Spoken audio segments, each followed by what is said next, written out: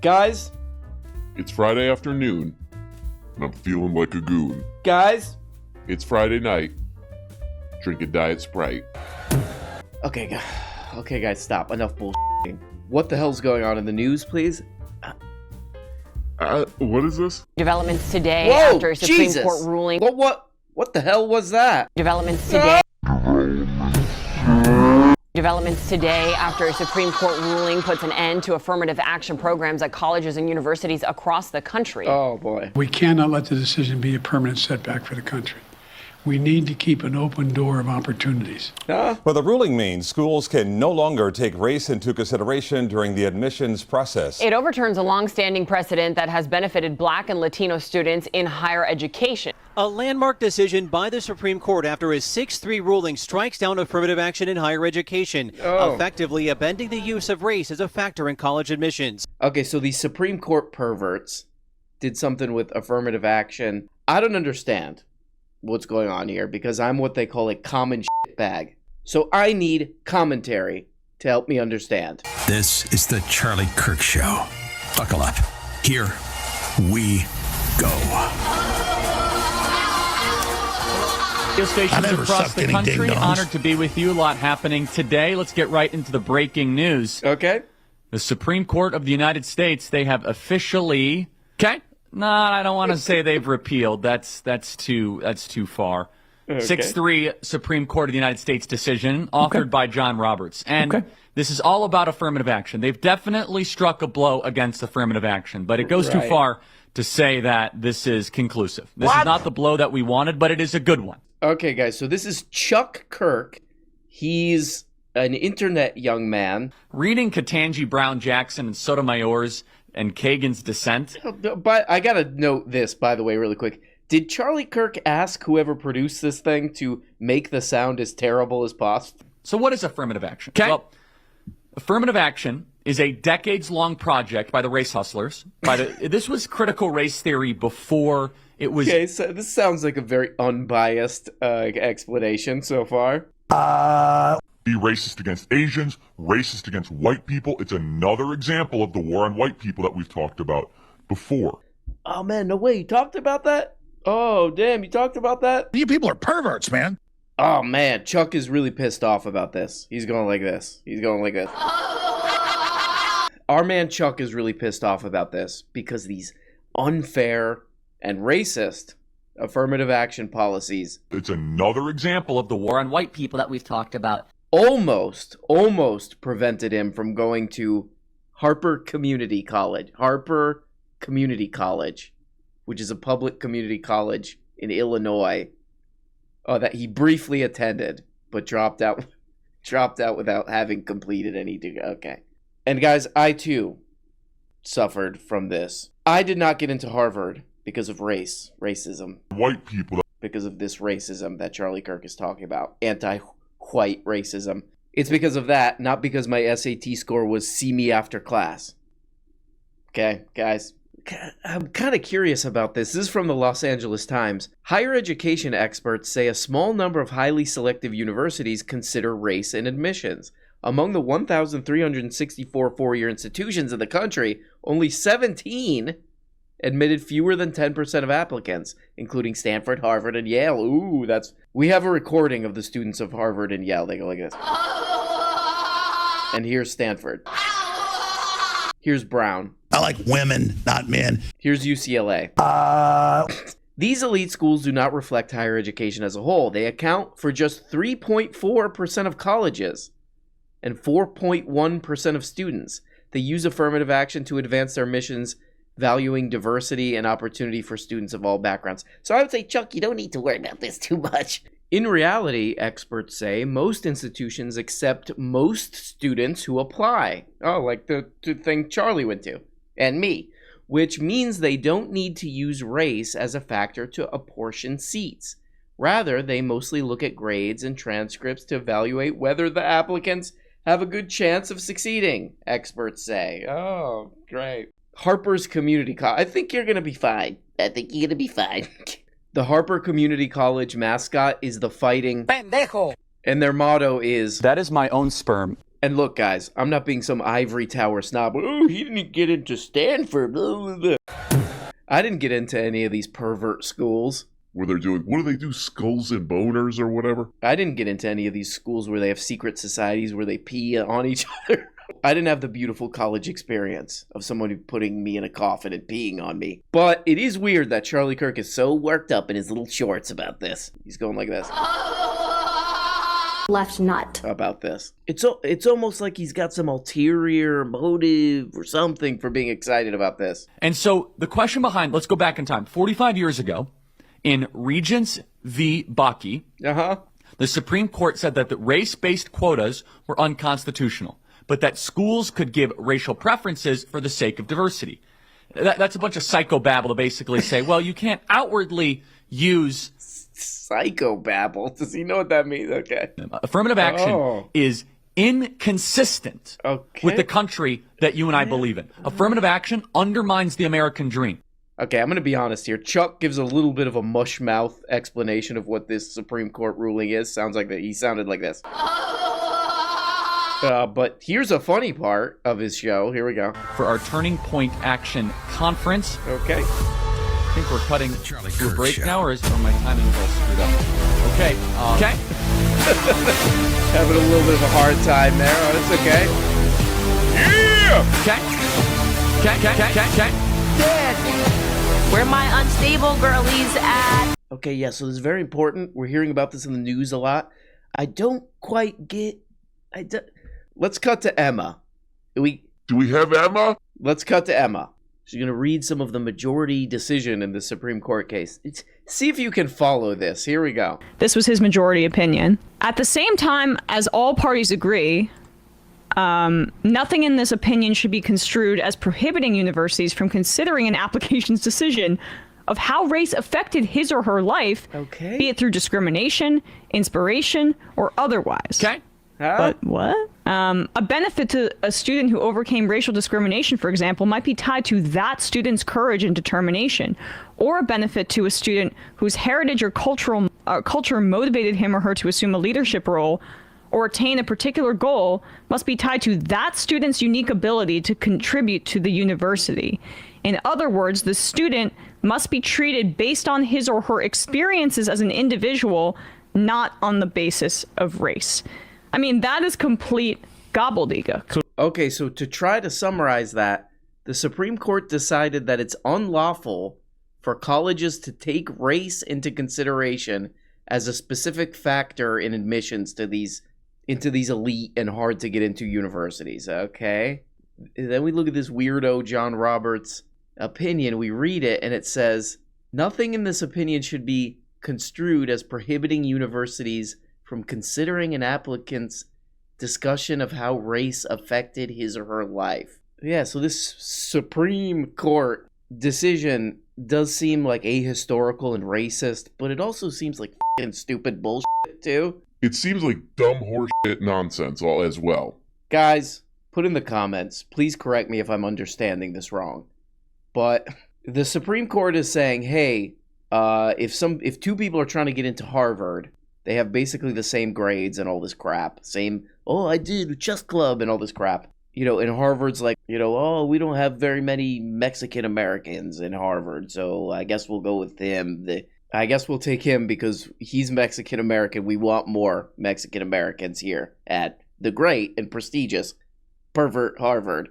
So you can't do that. But if that same person writes an essay where he's like, there were challenges being a Mexican American that I overcame, they could look at that and they could say, well, that factors in. You're in Mexican American guy that I made up for this story. Okay, great. So there's the Supreme Court doing a lot of great work.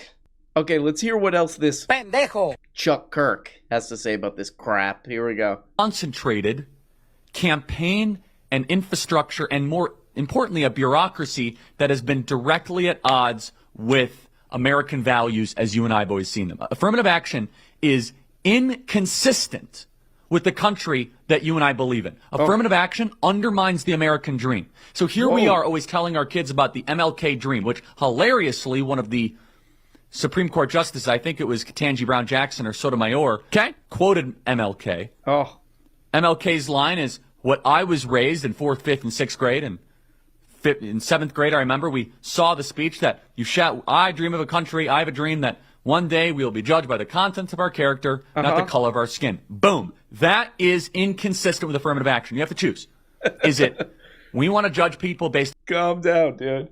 Okay, check this out. Boom, boom. That is my own sperm.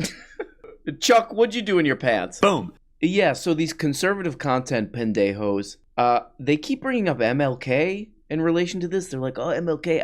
I guess what their thing is, oh, MLK said it's about the content of your character, not your skin. King was a strong supporter of affirmative action.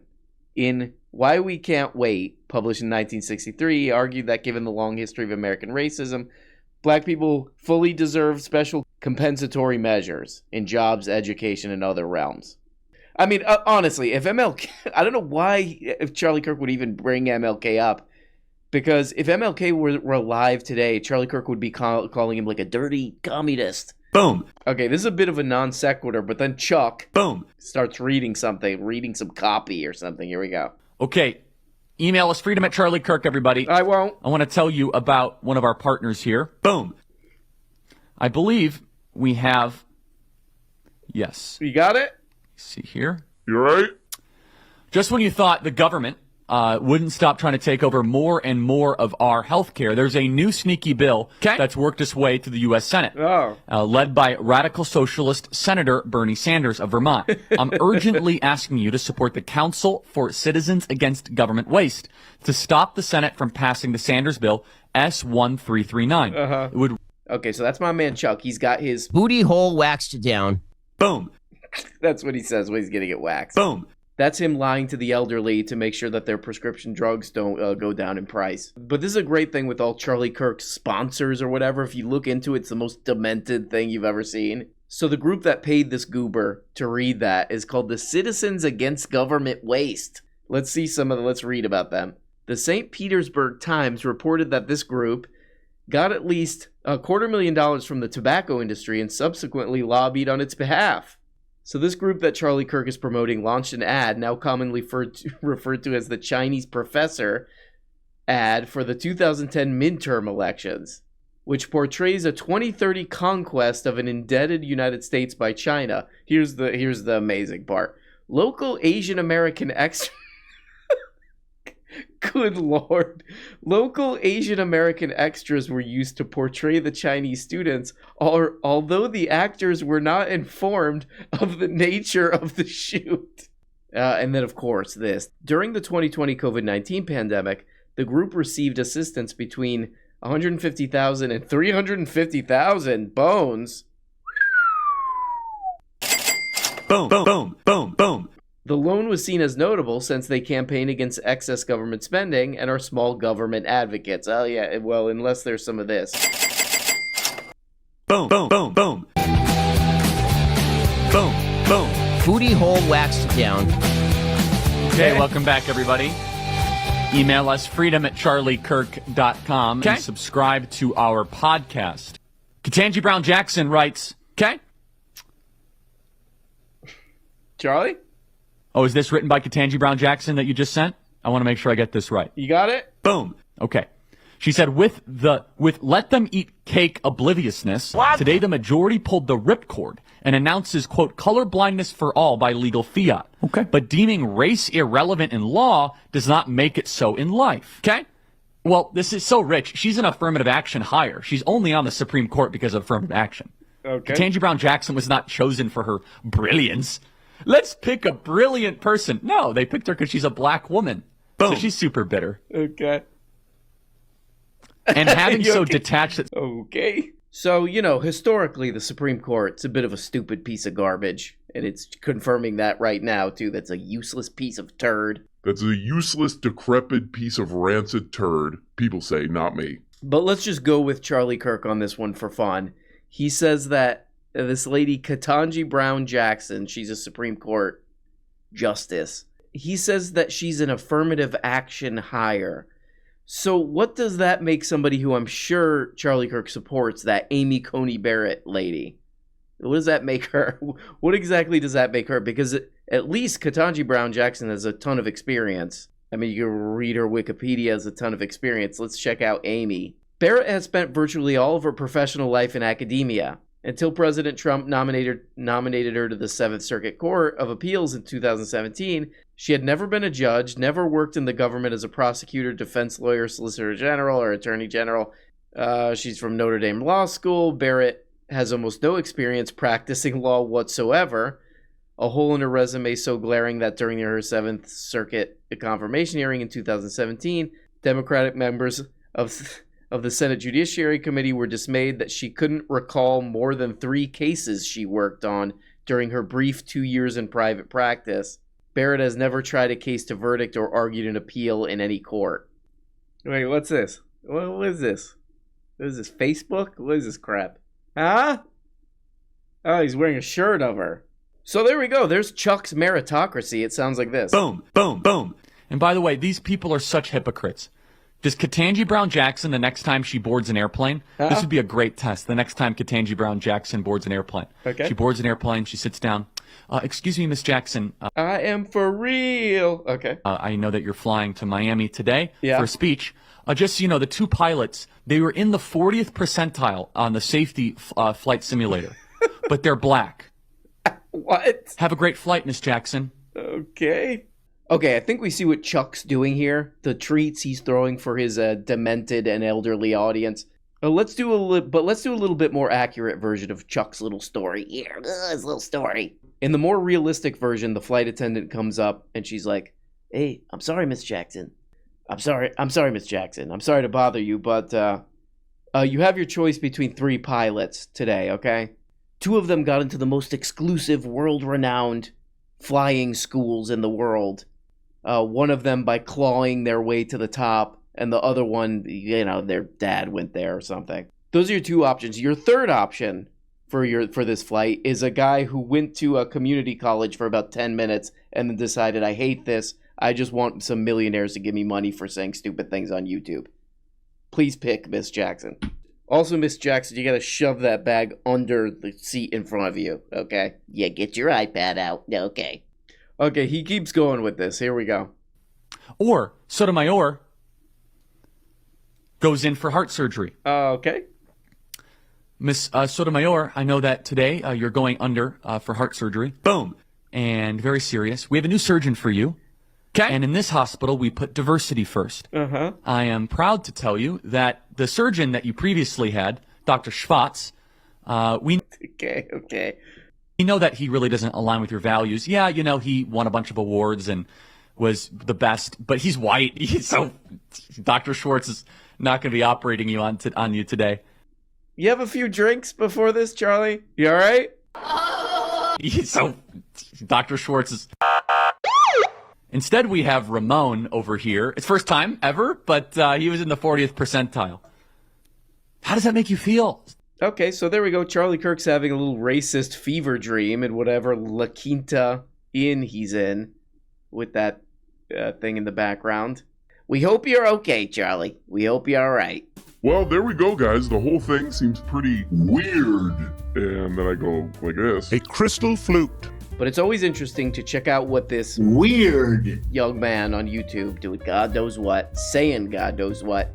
Oh, it's the best day and the greatest day that we all love. We're going in the pool. We're having a snack. All this kind of crap. That's what we do on Friday, and no one can tell us any different. That's for sure. Hope you guys have a fun weekend. Hope you do this, this, and this. Love you guys so much. Have a fun one. Bye-bye. Oh, hey, guys. Guess what? You're not even getting the whole show. If you want every episode and a whole bunch of other subscribe on Patreon. Subscribe on Patreon for as little as 2 bones. Just click the stupid little link below the video in the comments. See, right there. There you go. Click it, and that, yep.